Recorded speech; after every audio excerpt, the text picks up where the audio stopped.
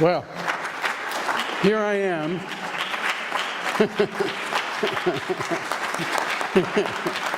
Here I am, the last guy between, I am the last one between you and the food.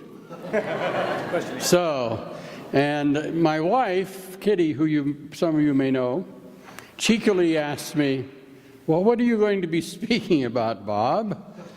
And I said, oh, about spent fuel from Reactor. She said, oh, is this going to be a 4-day marathon?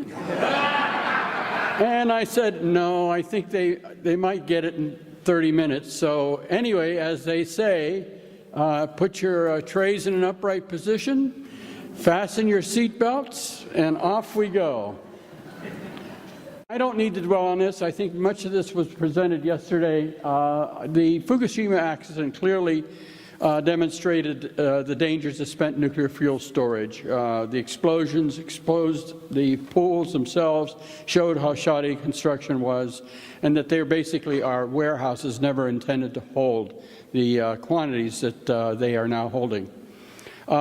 This is something I borrowed, or some artists may call it stealing, from Gordon Edwards.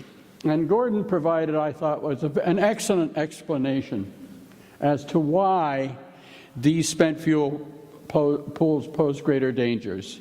Each pool contains irradiated fuel from several years of operation. It contains several cores, not just one core from a reactor. They do not have strong containment. They do not have the secondary barrier of concrete and steel. In the United States, we have spent fuel storage in buildings that you would find at big box stores and car dealerships. Several pools are now completely open to the atmosphere. These pools of this particular design are 100 feet above the ground. And now that the structural integrity is of serious question, further aftershocks and quakes might cause drainage or toppling of the pool itself. Once the water starts to drain, you have to understand that after a point at which the water drains, the radiation levels become so prohibitively large that they will actually prevent emergency crews from actually intervening, because then you're getting at lethal dose rates on the order of 500 R per hour at maybe 50, 60, 70 yards. And that the loss of water could result in the overheating from decay of the fuel, which then cause melting and then what's called a exothermic reaction or spontaneous fire of the zirconium cladding or the metal tubing around the fuel, which could then result in a large deposit of radioactive material. When I was in the energy department, we looked at a spent fuel pool problem at the Hanford site, and that had been ignored for decades. And at the closeout briefing, we asked, well, what would happen if there was an earthquake and the water drained and there was a hem and a haw and hem and a haw? And finally, some old-timer basically said, well, there would be a fire that would make Chernobyl look like a pimple on a pumpkin. Irradiated fuel. This is what a spent fuel element looks like. It's extremely radioactive, as some of you all know. Being anywhere near this, you'll receive a lethal dose. These materials are radiotoxic. We've heard a lot of explanation about what that means. But I think there is official recognition by the United States government itself through the Government Accountability Office, who considers spent nuclear fuel to be considered one of the most hazardous substances on the earth. And what I want to talk about is essentially the environment, safety, and health burden which has been imposed upon us that we have to start taking seriously from this detritus. I'm not going to be talking about health effects. I'm not going to talk about radiation risks. I'm just going to talk about the detritus. The spent fuel pool at Fukushima number 4 contained roughly about 37 million curies of cesium-137, or of long-lived radioactivity. I take that back. And about 10 times the amount of cesium-137 that was released by the Chernobyl accident. This should be a very, very high priority. It's not going to be easy. This is not simply getting a crane in there and lifting it out as if it's some sort of cargo on a ship and putting it somewhere else.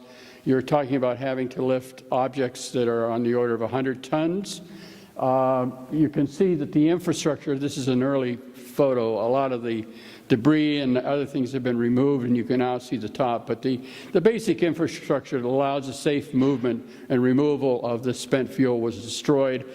It has to somehow be restored. All the spent fuel has to be done underwater with nuclear safety rated cranes, and it has to be transferred into a network of other pools. And what you'll see here is, what I mean to say is that this is a typical pool setup for a boiling water reactor. It isn't just one pool. You'll see it involves an infrastructure, including what's called a staging pool, and then up there is, some people like to call this the upper pool. These are usually kept empty and are filled when they start to move stuff in and out.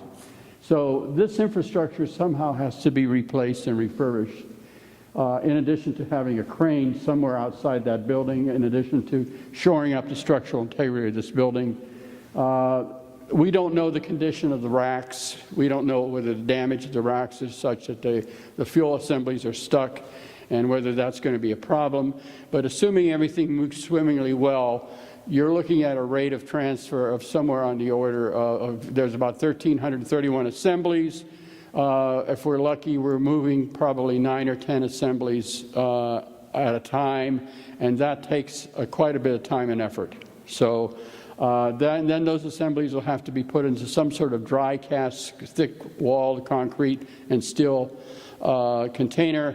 That's going to have to dry out. It's then have to be lifted up by a very large crane, placed in some sort of transport facility, and probably moved to the central pool, where they have to thin that pool out because they don't have enough room for the spent fuel in the radioactive ruins right now.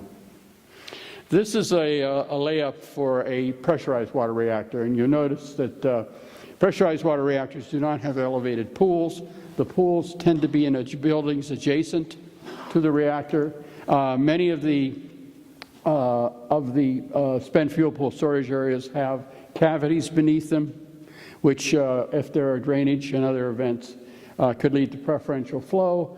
And again, you see, this is a fairly complex system. This is not just a pool of water with a crane. It involves a great deal of care and transfer through tubes, through cavities, into the pool, and into racks. And there's also, you have to be concerned very much of how you're configuring the storage of these spent fuel pool. You don't just put a batch here and just forget about them. You have to do them in a very specific way, and furthermore, they're now having to do even greater things to do checkerboarding to reduce the risk of ignition. Since the early 1980s, the U.S. Regulatory Commission, with the expectation that the United States would open a permanent repository for the permanent disposal of spent fuel and defense high-level radioactive waste, basically approved high-density storage. These pools are now storing 4 to 5 times more spent fuel than what they were originally designed to hold. The pools were originally intended to be temporary storage facilities for a period of 5 years, and therefore they did not impose or require them to have what are called nuclear safety-rated defense in-depth requirements. These pools do not have secondary containments. Some of these pools have buildings with tin roofs. As I said, some of these pool structures you would find the kind of structure you would expect to find at a Costco, a Walmart, or a Ford dealership.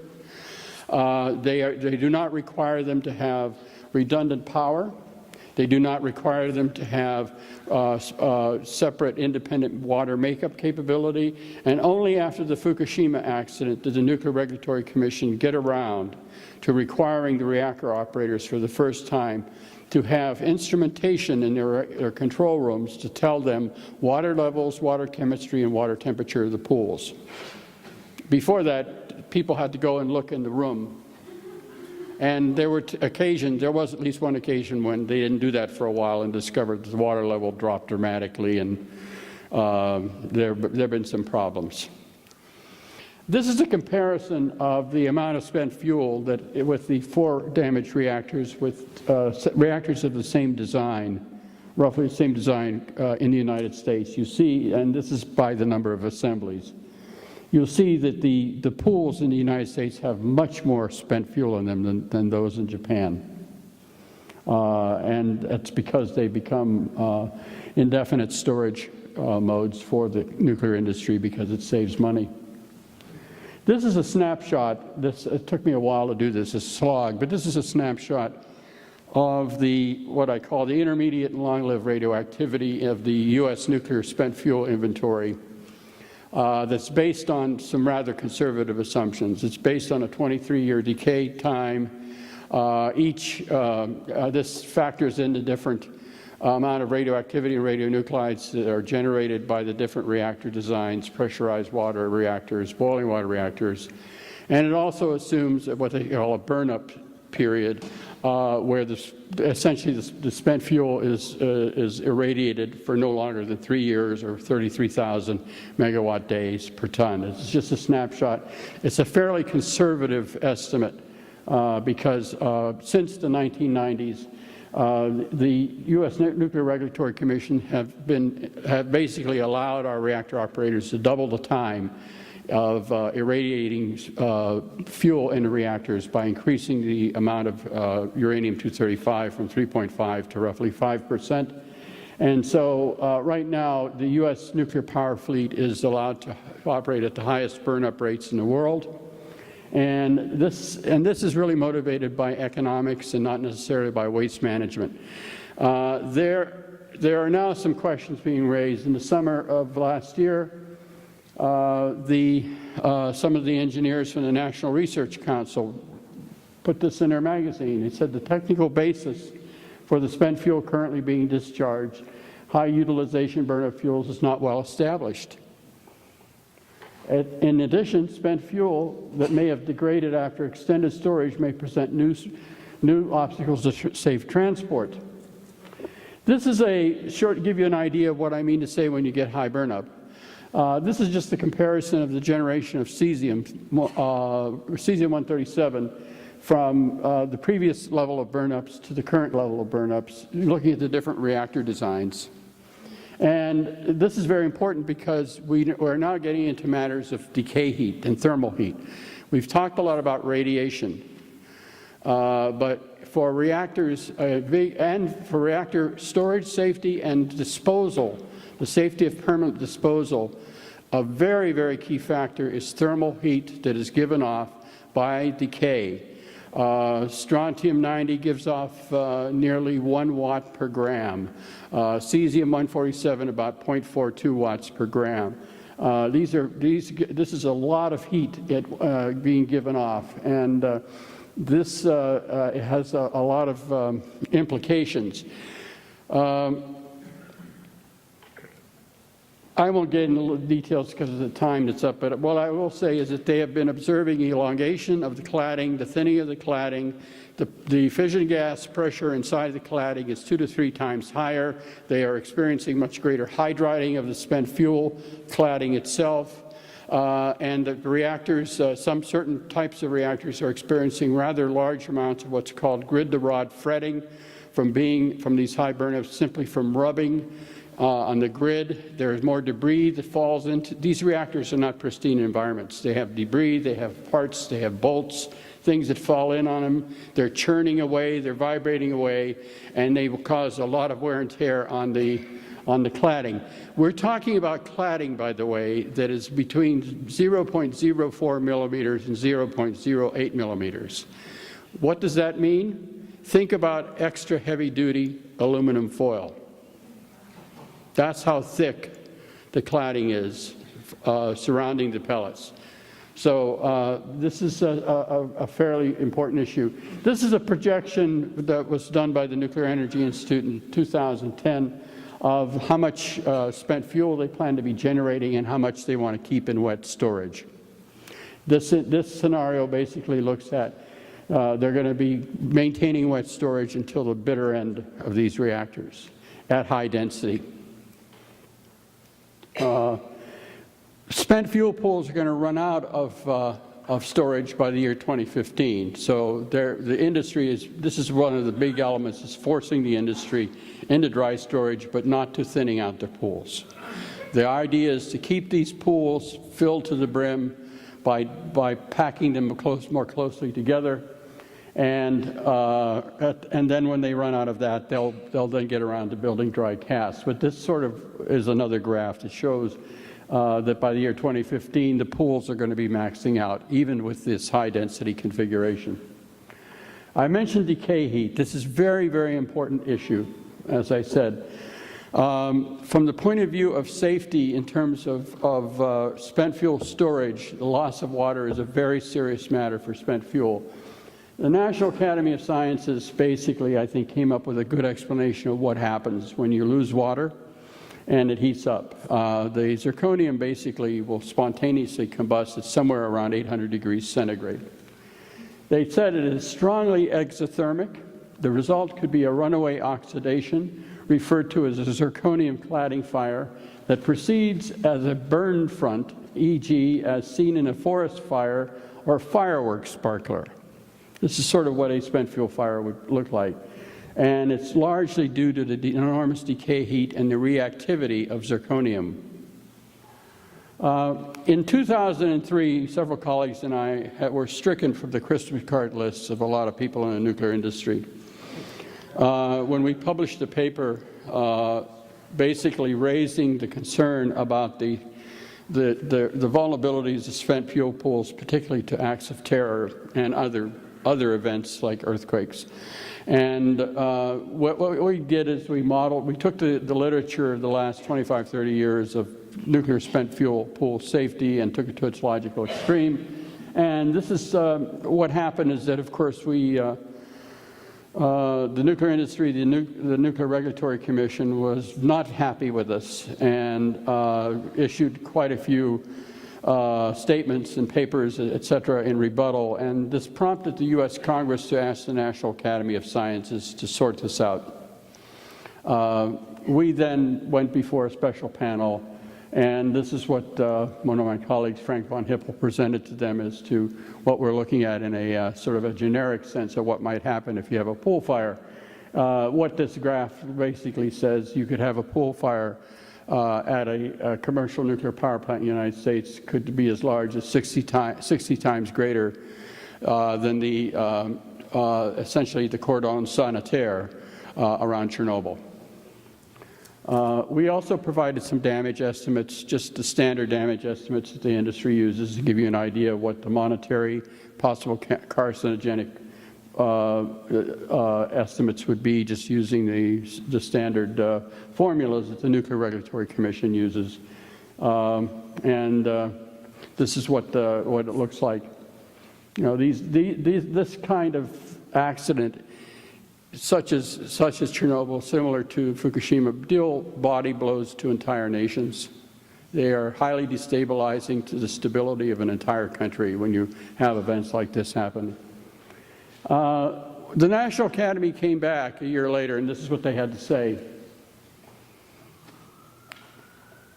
They basically agreed with us. They basically pointed out that these pools are particularly vulnerable to terrorist attacks, and that these fires could be quite significant. The Nuclear Regulatory Commission essentially flipped the bird and really did nothing to acknowledge the importance of this study, as far as I can tell. You've heard yesterday from David Lochbaum that the Nuclear Regulatory Commission has made the statement that the dangers of dry versus wet storage are the same.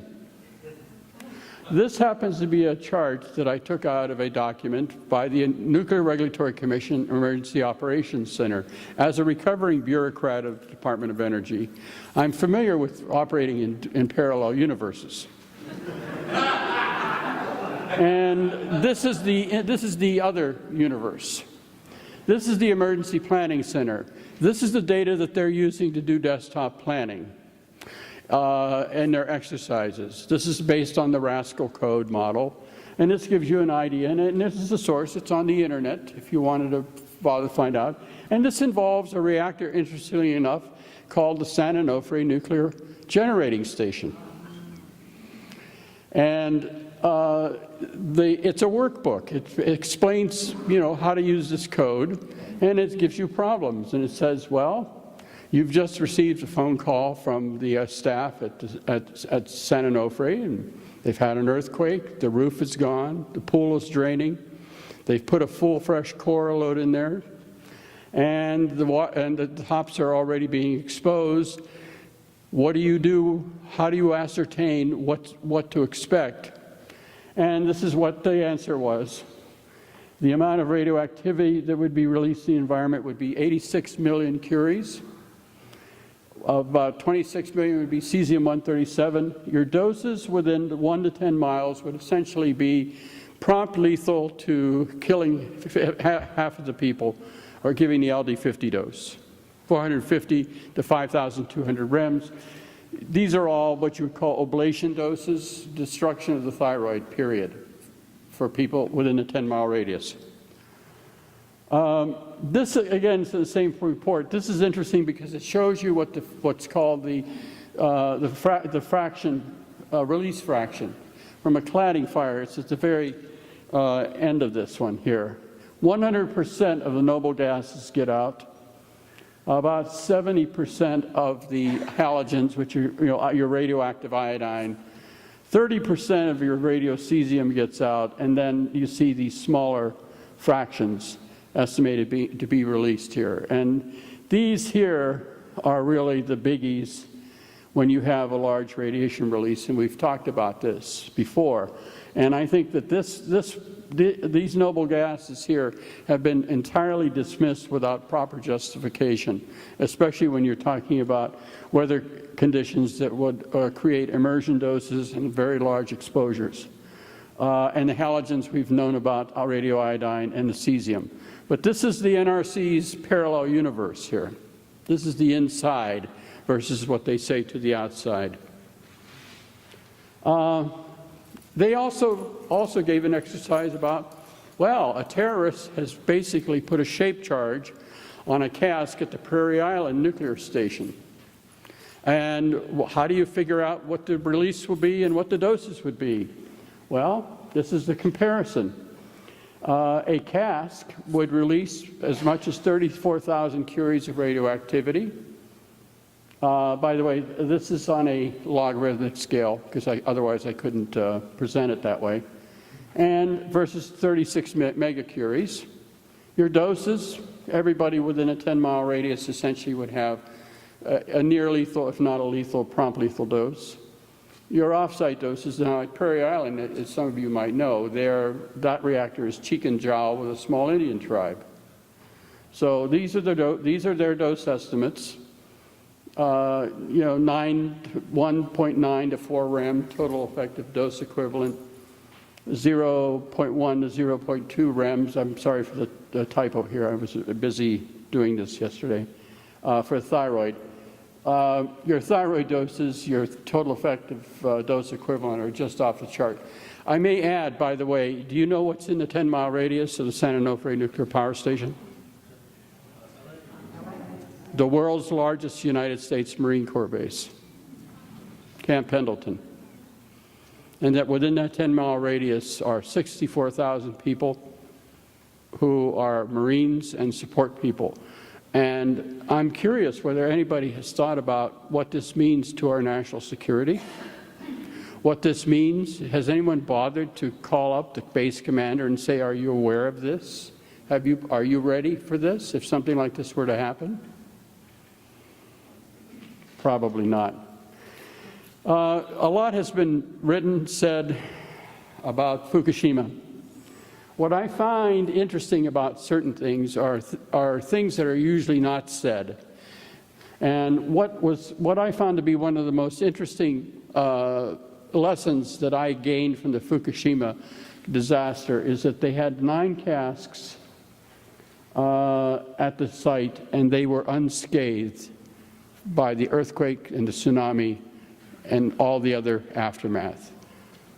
That's a very important finding. Very important finding.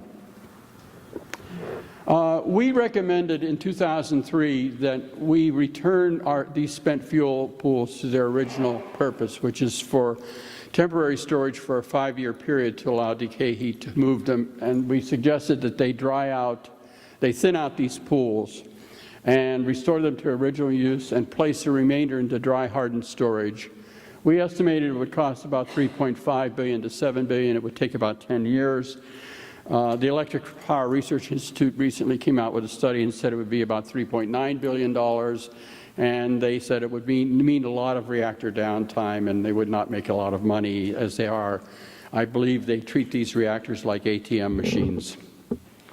If the consumer were to pay for this, this is how much it would cost to do this.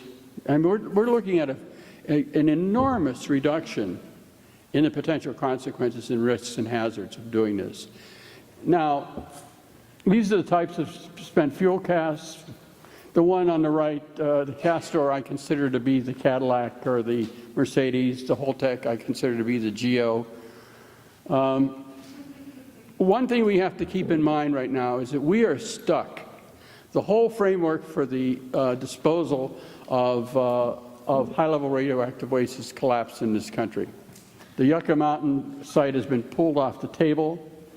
The Nuclear Regulatory Commission's waste confidence rule, in other words, their rule that says we can jam as much spent fuel as possible into these pools, has been rejected by a federal court, largely on the grounds that their assumptions about the consequences of spent fuel fires did not pass the LAF test. And so they are now embarked on a very time-consuming environmental impact statement. As I said, the maximum high-density spent fuel pools are going to reach their maximum storage by 2015. The other thing to keep in mind is that we have an abundance of a large and long-term abundance of natural gas, which is making these older single-unit reactors more and more vulnerable economically. This is putting more pressure on this industry, who are much more economically motivated than they are with respect to waste management. And we also have to keep in mind that we have large amounts of defense high-level radioactive waste that are stranded. The recommendations of the Blue Ribbon Commission, they are the same we've heard before, except somebody else ought to do it other than the Energy Department. And I won't get into the reasons, but the bottom line is that these recommendations are going to take many, many decades if they are actually implemented, and before any major changes. Just a brief word about military high-level radioactive waste. We have about 100 million gallons in tanks that are larger than most state capitol domes. Roughly a third of them have leaked. After 30 years, we've spent about $120 billion trying to stabilize them, and we've been able to stabilize about 11% of the radioactivity. This is a matter of very high national concern and priority, because we're talking about protecting streams like the Columbia River, the Savannah River, the drinking water supply of the southeastern coastal plain of the United States. These are very important issues. My conclusion: we've been looking for a place to dispose of these wastes for actually close to 50 years now, close to 60 years rather. But one thing I think we need to understand and have to come to terms with is that some of the largest concentrations of radioactivity on the planet are going to remain in storage at U.S. reactors. I think this is something you have to think about very seriously for the indefinite future. I think that we have put the disposal cart before the storage horse.